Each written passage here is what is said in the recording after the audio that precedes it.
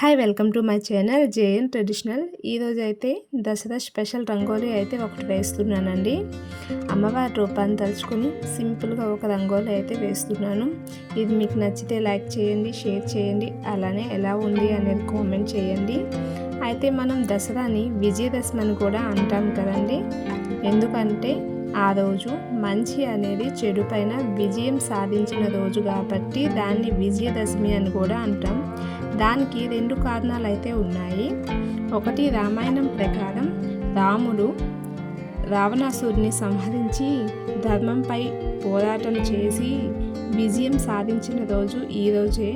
అలానే దుర్గాదేవి మహిషాసురుడు అనే రాక్షసుడితో 9 రోజులు అఖండమైన యుద్ధం చేసి 10వ రోజు అయితే విజయం సాధిస్తుంది. అందుకే విజయదశమి అంటే విజయం సాధించింది దశమి 10వ రోజును కాబట్టి విజయదశమి అని అయితే అంటారు.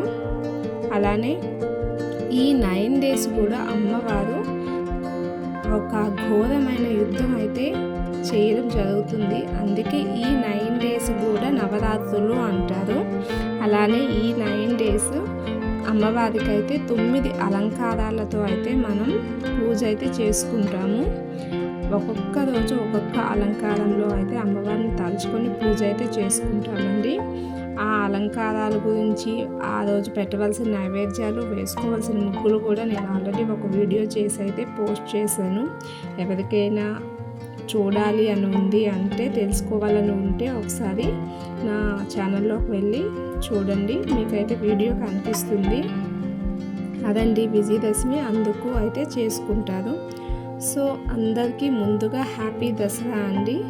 అలానే అమ్మవారి ఆశీస్సులు మనందరి పైన ఎల్లవేళలా ఉండాలని మనస్ఫూర్తిగా అయితే కోరుకుంటున్నాను. అలానే మీకు ఈ వీడియో నచ్చితే లైక్ చేయండి, షేర్ చేయండి, అలానే మీకు తెలిసిన వాళ్ళకి ఎవరికైనా రికమెండ్ చేయండి. ఎలా ఉంది అనేది అయితే కామెంట్ చేయడం మర్చిపోవద్దు. అన్నిటికన్నా ముందు సబ్స్క్రైబ్ చేయడం అస్సలు మర్చిపోవద్దండి. మీరు సబ్స్క్రైబ్ చేస్తే, లైక్ చేసినా కూడా ఇది వేరే వాళ్ళకి రికమెండ్ చేయడం జరుగుతుంది. అందుకోసమని మీకు నచ్చితే కనుక కంపల్సరీ ఒక లైక్ అయితే చేయండి. ఇదండి ఈరోజు అయితే అమ్మవారిని అయితే ఇలా అయితే నేను వేశాను. మీకు నచ్చిందనే అనుకుంటున్నాను. ఇంకొక మంచి వీడియోతో మళ్ళీ కలుద్దాం. అంతవరకు బాయ్ బాయ్.